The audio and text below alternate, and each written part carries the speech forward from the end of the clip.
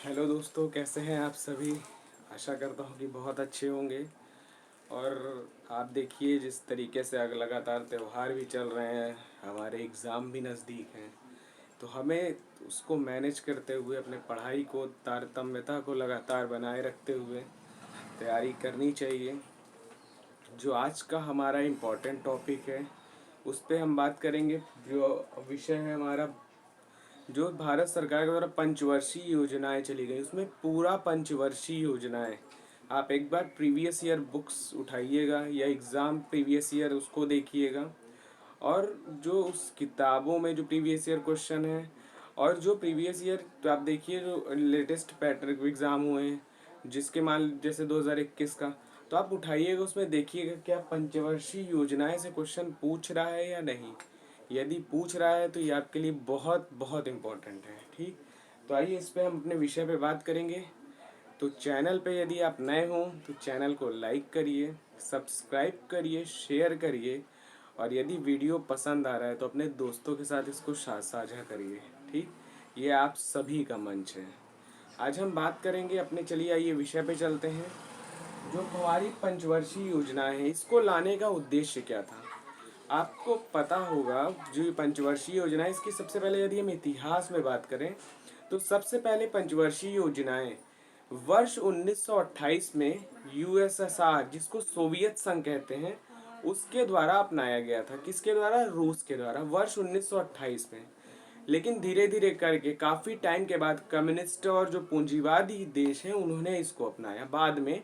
लेकिन सबसे पहले इसको यूएसएसआर ने मतलब अस्तित्व में लाया और 1928 में अपनाया था। ठीक, हमारे यहाँ क्या हुआ था स्थिति भारत में, जब भारत आज़ाद हुआ अंग्रेज़ों से, तो भारत की स्थिति लोग कहते ज़रूर हैं कि यार डेवलप किया, रेल लाया, सारी चीज़ उद्योग, लेकिन जिस स्थिति में भारत को छोड़ के गए थे, इन्होंने व्यवस्थाएं तो दी, भारत को सुविधाएं तो की कि ये कर दें ये कर, लेकिन जब गए तो उसको इतना बिगाड़ दिया कि भारत को उससे उभरने में, जो अभी आप देख रहे हैं स्थिति, एक समय था जो भारत को लोग सोने की चिड़िया कहते थे।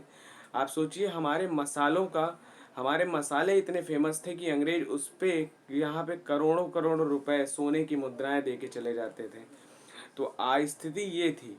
तो जब इन लोग आज़ादी के बाद भारत को आज़ाद किए तो भारत में बड़ी अस्थिरता सी, सबसे बड़ी चीज़ थी कि खाने के लिए अनाज की पैदावार की समस्या, लोगों को अपने जीवन के सर्वाइवल के लिए रोजगार, तो तमाम समस्याएं थी उस समय। जो हमारी तत्कालीन सरकार थी, जो पंडित जवाहरलाल नेहरू जी के नेतृत्व में थी, उन्होंने इस पंचवर्षीय योजना को लाया। और ये पंचवर्षीय योजना जो थी, ये केंद्र सरकार के द्वारा जनता के जो आर्थिक सामाजिक हित हैं उसको सर्वोपरि देने के लिए एक 5 वर्ष का खाका तैयार किया जाता था कि हम आगामी 5 वर्ष इस तरीके से चलेंगे तो जनता के लिए हित हो, लोगों का हित हो इसमें, तथा जो हमारे प्लान है उसको सटीक तरीके से हम इम्प्लीमेंट करें कि कर पा रहे हैं कैसे। और इसके इम्प्लीमेंट के लिए राष्ट्रीय विकास परिषद बनाई गई थी, जो इसका समय समय पे आकलन करती थी। वो कब बनी थी? तो वो 1952 में बनी थी, राष्ट्रीय विकास परिषद। ठीक, तो आइए देखते हैं सबसे पहली पंचवर्षीय योजना पे आपने हमने बताया कि क्यों आई थी, ये सारी चीजें इतिहास बताए। आइए अब अपने विषय पे चले। पहली पंचवर्षीय योजना में आया कब से कब? 1951 से 1956 में जो हमारी पहली पंचवर्षीय योजना आई थी। ये पंचवर्षीय योजना का जो मॉडल है, मॉडल भी पूछता है एग्जाम में, थोड़ा सा ध्यान रखिएगा। ये थी हेराल्ड डोमर मॉडल पे आधारित थी पहली पंचवर्षीय योजना, हेराल्ड डोमर मॉडल पे। साथ ही जो इसके उपाध्यक्ष हैं वे कौन थे? तो पंडित जवाहरलाल नेहरू। एक चीज आप जान दीजिएगा, जो योजना आयोग का अध्यक्ष होता है वो भारत का प्रधानमंत्री होता है, और जो उपाध्यक्ष है वो आपके कौन थे? तो गुलजारी लाल नंदा थे। इसमें क्या कहा गया? इसमें कृषि पर अधिक बल देने की बात कही गई कि हम कृषि पे अधिक बल दें, अनाजों के उत्थान करें, खपत पैदावार की बढ़ाएं। ठीक, तो इसमें एक लक्ष्य निर्धारित किया जाता था कि हमारा टारगेट इतना है और हमें अचीव कितना हो रहा, दोनों दिया है। तो अनुमान हमारे जीडीपी का था कि हम इसमें 2.1% हमारा प्रॉफिट, मतलब हमें आकलन था कि इतना हम ये योजना सफल होगी। लेकिन आपको बहुत जान के खुशी होगी, जो हमारी प्रथम पंचवर्षीय योजना थी लगा इतना बढ़िया सफल हुई, और इसका अनुमान से ज़्यादा यानी 3.6% हमें मतलब प्राप्ति हुई, जो हमारा अनुमान था उससे ज़्यादा बेटर हम रहे। ठीक। वही नेक्स्ट यदि पंचवर्षीय योजना की बात करें तो द्वितीय पंचवर्षीय योजना ये आई थी 1956 से 1961 के बीच। इसको महानलोबिश मॉडल कहते हैं। जो पीसी महानलोबिश थे, आप नाम भी जानते होंगे, महानलोबिश मॉडल कहते हैं। जैसे पहली वाली कृषि पे आधारित थी, तो ये उद्योग पे, इंडस्ट्रियल एरी क्षेत्रों पे, क्षेत्रक पे आधारित थी। इसमें क्या कहा गया, घरेलू उत्पादन को बढ़ाना है, सार्वजनिक क्षेत्रों का विस्तार करना है, साथ ही राष्ट्रीय आय की जो है 25% तक वृद्धि करना है। अब राष्ट्रीय आय क्या होती है, तो जिन लोगों को नहीं पता, इकोनॉमी की क्लास अभी हम लेंगे तो उसमें राष्ट्रीय आय को बहुत अच्छे से आपको समझाएंगे। फिलहाल आप ये जान लीजिए कि राष्ट्रीय आय को बढ़ाना है 25%, साथ ही देश के जीवन स्तर को सुधारना है, उसको एक सामाजिक स्तर पे लाके खड़ा करना है। साथ ही इसमें भिलाई, दुर्गापुर और राउरकेला में स्टील प्लांट की स्थापना हुई। कब हुई, द्वितीय पंचवर्षीय योजना में राउरकेला, भिलाई और दुर्गापुर में स्टील प्लांट की स्थापना की गई। ठीक। साथ ही इसमें जो अनुमान का लक्ष्य था वो 4.5% था, लेकिन इसमें जो हमें प्राप्ति हुई 4.3%। ओवरऑल ठीक ठाक जो हमारा लक्ष्य था, योजना ठीक ठाक सफल ही रही, थोड़ा बहुत अंतर रहा बस। नेक्स्ट यदि पंचवर्षीय योजना की बात करें तो ये है तृतीय पंचवर्षीय योजना, जो वर्ष 1961 से 1966 के बीच आई। इसमें कृषि और उद्योग, सबसे पहले वाले पे कृषि पे बल दिया गया था, द्वितीय पंचवर्षीय योजना में उद्योग पे, और तृतीय में कृषि और उद्योग दोनों पे बल दिया गया। साथ ही इसको कहते हैं जॉन सैंडी एवं सुखमय चक्रवर्ती मॉडल। ठीक, मॉडल का नाम याद रखिएगा। प्रथम वाली को हेराल्ड डोमर मॉडल, द्वितीय को महानलोबिश मॉडल और तृतीय को जॉन सैंडी एवं सुखमय चक्रवर्ती मॉडल कहते हैं। इसमें क्या कहा गया कि राष्ट्रीय आय की जो वृद्धि है इसको 5% की दर से वृद्धि करना, साथ ही प्राथमिक और द्वितीय जो क्षेत्रक हैं। अब प्राथमिक क्षेत्रक क्या है, द्वितीय क्षेत्रक क्या है। प्राथमिक क्षेत्रक वो होते हैं जैसे कृषि है आपका, ठीक, प्राथमिक क्षेत्रक के अंतर्गत आता है। वहीं यदि द्वितीय क्षेत्रक विनिर्माण उद्योग आता है उसमें, और तृतीयक में सेवा आता है। तो इसमें प्राथमिक और द्वितीय क्षेत्रक की वृद्धि की बात की गई, जो कृषि और उद्योग है। ठीक, इसमें अनुमान क्या था, अनुमान ये था कि हम जो है 5.7% तक ये सक्सेस होगी, लेकिन ये थोड़ी सी नकारात्मक स्थिति में रही। 2.8% ही ये सफल रही योजनाएं। और इसमें की उपलब्धि ये थी, इसमें क्या क्या उपलब्धियां थी थोड़ा सा ये भी ध्यान दीजिएगा। एमएसपी की अवधारणा आई। एमएसपी क्या होता है, मिनिमम सपोर्ट प्राइस, आपको पता होगा। जब किसानों को एमएसपी प्रदान किए जाने वाला भी विवाद भी उठा है, उनको एक न्यूनतम की जो वो खाद्यान्न पैदावार कर रहे हैं उनको एक न्यूनतम मतलब प्राइस दे देना ताकि उनका लॉस ना हो। ठीक, दूसरा क्या आ गया, कृषि लागत आयोग बनाया गया कि इनके मूल्यांकन के लिए वर्ष 1965 में कृषि लागत आयोग बना। अगला है भारतीय प्रौद्योगिकी विकास विकास बना। ठीक है, खाद्यान्न विकास प्रौद्योगिकी विकास की स्थापना की गई 1964 में। क्या की गई, भारतीय प्रौद्योगिकी विकास संस्थान की स्थापना। अब इसमें एक नोट करके पॉइंट है, इंपॉर्टेंट है, पूछता है कि योजना अवकाश कब से कब तक था। योजना कब से कब तक अवकाश था, तो ध्यान दीजिएगा 1966 से 1969 तक योजना अवकाश 1961। इसमें हुआ क्यों, तृतीय पंचवर्षीय योजना की विफलता, साथ ही भारत पाकिस्तान का युद्ध लगातार, और जो हमारी उस समय की स्थितियां थी, जिस तरीके से हम उभर रहे थे, तो वे सभी इतने हम बल पूर्वक नहीं थे, इतने हम सशक्त नहीं हो पाए थे कि सारी चीज एक तरीके से मैनेज हो पाए। तो उस समय इतनी अस्थिरता की वजह से ही 1966 से 1969 तक योजनाएं नहीं चली, जिसको योजना अवकाश कहते हैं। नेक्स्ट है, यदि हम चतुर्थ पंचवर्षीय योजना की बात करें तो अब ये आई 1969 से 1974 तक चली। इसको ओपन कंसिस्टेंसी मॉडल कहते हैं। क्या कहते हैं, ओपन कंसिस्टेंसी मॉडल। इसमें इसके जो अध्यक्ष थे वो इंदिरा गांधी थी, और इसके जो उपाध्यक्ष थे डॉक्टर डी आर गॉडगिल। अध्यक्ष इंदिरा गांधी, उपाध्यक्ष डी आर गॉडगिल। इसमें जो अनुमान था कि 5.6% का अनुमान था और इनको जो प्राप्ति हुई है इसमें 3.3%। मतलब ओवरऑल प्रॉफिट ने क्या, मतलब नकारात्मक स्थिति ही लगभग मान सकते हैं यार। इसमें कहा गया लक्ष्य क्या था कि आर्थिक विकास को बढ़ावा देना, खाद्यान्न की आत्मनिर्भरता होना। साथ ही इसकी जो उपलब्धि थी इसमें क्या हुआ, राष्ट्रीय कृषि क्या बोला, गहन कृषि विकास कार्यक्रम। सुनिएगा, उपलब्धि क्या थी इसमें, गहन विकास कृषि विकास कार्यक्रम हुआ। 1969 में ही आपको पता होगा हमारे 14 बैंकों का राष्ट्रीयकरण भी हुआ था। साथ ही हरित क्रांति, जिसका हमने पिछले बार वीडियो भी दिया था आपको, हरित क्रांति के जनक MS स्वामीनाथन जी, उन्होंने इसका शुभारंभ भी किया, हरित क्रांति शुरू हुई इसमें। साथ ही गरीबी हटाओ मोस्ट इम्पॉर्टेंट है, पूछता है कि गरीबी हटाओ का नारा किस पंचवर्षीय योजना में दिया गया था, एक बार आप देखिएगा। तो चौथी पंचवर्षीय योजना के तहत गरीबी हटाओ का नारा दिया गया। साथ ही पीडीएस सिस्टम को लागू, पब्लिक डिस्ट्रीब्यूशन सिस्टम, सार्वजनिक वितरण प्रणाली को शुरू किया गया। ठीक, साथ ही इसमें कहा गया कि जो गरीबी उन्मूलन पे हमें ध्यान देना है। थोड़ा सा ध्यान दीजिएगा, गरीबी हटाओ बार बार पूछता है, तो गरीबी हटाओ का नारा चौथी पंचवर्षीय योजना में दिया गया। नेक्स्ट यदि हम बात करें पांचवी पंचवर्षीय योजना, तो इसमें 1974 से 1978 तक थी। ये 4 वर्ष की पंचवर्षीय योजना थी। ये इसलिए थी क्योंकि सत्ता का परिवर्तन की वजह से ये थोड़ा सा रही। इसमें हुआ क्या था कि आप देखिए लगातार इंदिरा जी की सरकार चल रही थी, तो इसमें मोरारजी देसाई वो जब सरकार में आए तो उन्होंने योजनाओं को बंद कर दिया था। ठीक, तो थोड़ा सा अस्थिरता की वजह से 1974 में सत्ता परिवर्तन हुआ और मोरारजी जब आए तो उन्होंने बंद कर दिया। तो ये 1978 तक ही 4 वर्ष तक चली थी। इस जो मॉडल का नाम है इसके, वो है डीपी धर मॉडल, ध्यान दीजिएगा। अध्यक्ष इसमें थी तो इंदिरा गांधी, क्योंकि शुरू हो चुकी थी उस समय। और उपाध्यक्ष कौन है, तो पीएम हक्सर। कौन थे, पीएम हक्सर। अध्यक्ष इंदिरा गांधी। अनुमान इसमें था 4.4% का, और बहुत अच्छा था कि हमें इसमें सफलता प्राप्त हुई, 4.8% सफलता। इसका जो लक्ष्य था गरीबी उन्मूलन, रोजगार का सृजन, लोगों की आत्मनिर्भरता पे वृद्धि।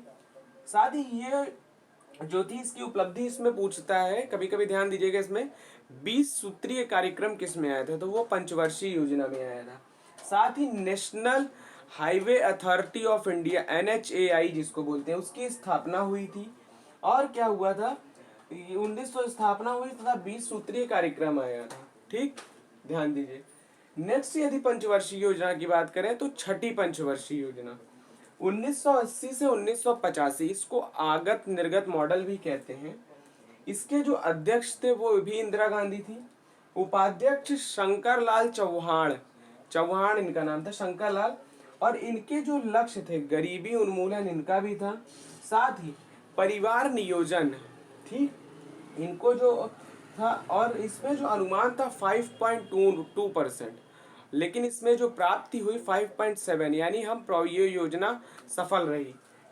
और इसकी उपलब्धि क्या थी, इस समय नाबार्ड की स्थापना हुई, आपको पता होगा 1982 में नाबार्ड की स्थापना की गई थी, जो एक तरह से कृषि बैंक के तौर पे है, लोगों को लोन देता है, कृषकों को। नेक्स्ट है इसमें क्या हुआ था, परिवार योजना का परिवार नियोजन कार्यक्रम आया। ठीक, परिवार नियोजन कार्यक्रम। वही नेक्स्ट पंचवर्षीय योजना की बात करें, सातवीं पंचवर्षीय योजना, ये आई थी 1985 से 1990 के बीच। इसके दो अध्यक्ष थे, वो थे कौन, राजीव गांधी जी थे। और उपाध्यक्ष कौन थे इसके, तो मनमोहन सिंह जी थे। इसके जो अनुमान था वो था 5%, लेकिन इसमें जो हमें सफल योजना रही और 6% का लक्ष्य हमने प्राप्त किया। इसमें आत्मनिर्भरता पे बात की गई, साथ ही रोजगार सृजन पे बात की गई, सामाजिक न्याय पे बात की गई, कृषि उत्पादन को बढ़ाने पर बात की गई। साथ ही इसकी जो उपलब्धि थी, इसमें किसी भी क्षेत्र, इसमें कहा गया निजी क्षेत्र यानी प्राइवेटाइजेशन, निजी क्षेत्र का विस्तार करना। साथ ही कंप्यूटरीकरण का युग प्रारंभ हुआ, डिजिटलाइजेशन जिसको बोलते हैं, कंप्यूटरीकरण, अत्याधुनिक तकनीकी का प्रयोग इसमें किया गया। साथ ही MSME, जो हमारा MSME सेक्टर है, उसकी स्थापना की गई, उसको बढ़ावा देने का, उसके विकास के लिए प्रयोजन किया गया। ठीक, उसके बाद नेक्स्ट देखिएगा, राजनीति अस्थिरता के कारण 2 वर्ष फिर गवर्नमेंट नहीं आई। ठीक, 19 सामाजिक 8वीं पंचवर्षीय योजना थोड़ा सा लेट से शुरू हुई। ठीक, फिर उसमें बात करें यदि हम 8वीं पंचवर्षीय योजना कब से शुरू हुई, तो ये हुई 1992 से 1997 के बीच। ठीक है, इसमें इसको क्या बोलते हैं, जॉन डब्ल्यू ह्यूमर मॉडल पर आधारित थी। कौन से मॉडल पे, जॉन डब्ल्यू म्यूलर मॉडल पे आधारित थी। इसमें क्या गया, मानव संसाधन ह्यूमन रिसोर्सेज पे बल दिया गया, साथ ही सेवा क्षेत्र पर भी कहा गया, बात करी गई, सेवा क्षेत्र पर ध्यान देना, जो हमने तृतीय क्षेत्र है वो सेवा क्षेत्र, उस पर ध्यान देना, शिक्षा के विकास करना, साथ ही क्या बैलेंस ऑफ पेमेंट को नियंत्रण करना, जो भुगतान संतुलन है उनकी स्थिति को नियंत्रित करना। इसका जो अनुमान था 5.6%, और जो ये योजना सफल रही वो 6.8, मतलब ओवरऑल सफल योजना रही। ठीक, इसके जो अध्यक्ष थे वो थे नरसिम्हा राव, और जो उपाध्यक्ष थे वो थे प्रणब मुखर्जी। इसकी उपलब्धि थी, इसमें प्रथम निवेश आयोग बना कि आप इन्वेस्टमेंट कर सकें। ठीक, वो आयोग बना, साथ ही WTO का भारत सदस्य बना था इसी समय। कब बना था, 8वीं पंचवर्षीय योजना में। साथ ही वृद्धा पेंशन योजना का प्रारंभ भी किया गया। क्या किया गया था, वृद्धा पेंशन योजना। नेक्स्ट यदि हम बात करें 9वीं पंचवर्षीय योजना, तो 1997 से लेके वर्ष 2002 तक चली। ठीक, ये क्या थी, उदारीकृत मॉडल, लिबरलाइजेशन मॉडल पे आधारित थी। इसके अध्यक्ष थे अटल बिहारी वाजपेयी और उपाध्यक्ष थे मधु दंडवते। ठीक, इसमें क्या कहा गया, महिला लक्ष्य क्या था इसका, महिला सशक्तिकरण करना, साथ ही रोजगार सृजन करना, खाद्यान्न उपलब्धता करना, घरेलू उत्पादकता में वृद्धि करना, घरेलू संसाधनों को बढ़ावा देना। साथ ही जो अनुमान था इसमें 6.5%, और जो हमारी प्राप्त लक्ष्य था 5.4%। यानी ओवरऑल ये थोड़ा सा नकारात्मक रही, लेकिन फिर भी ठीक थी योजना। उपलब्धि क्या थी, PSU की स्थापना, पब्लिक सेक्टर अंडरटेकिंग, जैसे जो महारत्न कंपनियां हैं, नवरत्न है, मिनी रत्न है, तो नवरत्न और मिनी रत्न का प्रारंभ हुआ था। ठीक, इसमें साथ ही स्वर्णिम चतुर्भुज योजना, आप देखिए जो चारों ओर का क्षेत्र है जोड़ा गया था, स्वर्णिम चतुर्भुज योजना। भारत देखे ना मैप में, स्वर्णिम चतुर्भुज, दिल्ली, कलकत्ता, मुंबई, चेन्नई, तो स्वर्णिम चतुर्भुज योजना भी पीसी में आई थी 1998 में। साथ ही स्वर्ण जयंती शहरी रोजगार का योजना आई 1997 में, और राष्ट्रीय जनसंख्या आयोग बना, ये भी आया था वर्ष 2002 में। ठीक, तो ये थी इसकी उपलब्धियां। बात करें 10वीं पंचवर्षीय योजना, तो इसके अध्यक्ष थे अटल बिहारी वाजपेयी जी और उपाध्यक्ष थे केसी पंत। कौन थे, केसी पंत। इसमें अनुमान था 8% का, और जो प्राप्त हुई वो 6% की। ठीक, और इसकी उपलब्धि क्या थी, तो राष्ट्रीय कृषि आयोग का गठन हुआ। कृषि आयोग हमने बताया था जब MS स्वामीनाथन के बारे में बता रहे थे, तो उनकी अनुशंसा थी, राष्ट्रीय कृषि आयोग बना, तो ये बना था। ठीक, साथ ही प्रथम विदेश नीति आई इसमें, नरेगा जो बना था 2005 वो इस समय आया, तो ये सारी इसकी उपलब्धियां थी। नेक्स्ट यदि बात करें 11वीं पंचवर्षीय योजना, तो ये 2007 से लेके 2012 तक आई थी। इसमें योजना आयोग का ड्राफ्ट तैयार किया गया था। जो योजना आयोग था, अनुमान क्या था 8.1%, लेकिन ये भी सफल ही रही। इसकी प्राप्ति 7.9, मतलब बहुत सफल नहीं कह सकते, लेकिन ठीक रही फिलहाल। इसके जो लक्ष्य थे क्या थे, साक्षरता दर को 85%, मतलब 85% हमारी पॉपुलेशन साक्षर हो। नेक्स्ट उसका अगला था कि प्रजनन दर 2.1% लाना। अभी आपको पता होगा जो राष्ट्रीय फैमिली आंकड़ा आता है NHFS का, उसमें हमारा लक्ष्य सही है, जो प्रजनन दर है वो 2 से लगभग आ गई है, जो हमारा इसमें था 2.1 लक्ष्य। ठीक, और साथ ही कुपोषण की कमी, 50% कुपोषण को कम करना, जो बच्चों में 0 से 3 वर्ष के कुपोषण होता है उनको 50% तक कम करना। और इसकी उपलब्धि क्या थी, इसमें यह था कि समावेशी विकास योजना आई, राष्ट्रीय ग्रामीण आजीविका मिशन आया, साथ ही महिला सशक्तिकरण योजना आई। कौन सी, राष्ट्रीय महिला सशक्तिकरण योजना आई, राष्ट्रीय विकास योजना आई, राष्ट्रीय ग्रामीण आजीविका मिशन आया। तो ये तमाम इसकी उपलब्धियां थी।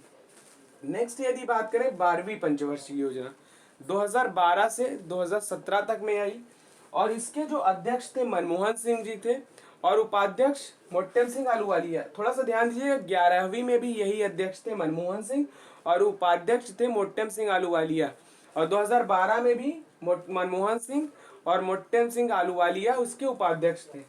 ठीक, इन्होंने क्या किया, इनका लक्ष्य था 90% परिवारों को बैंकों से जोड़ना, साथ ही 50% जनसंख्या जो हमारी है देश की उसको शुद्ध पेयजल की व्यवस्था करना, कुपोषण में कमी करना, लोगों में आत्मनिर्भरता को लाना।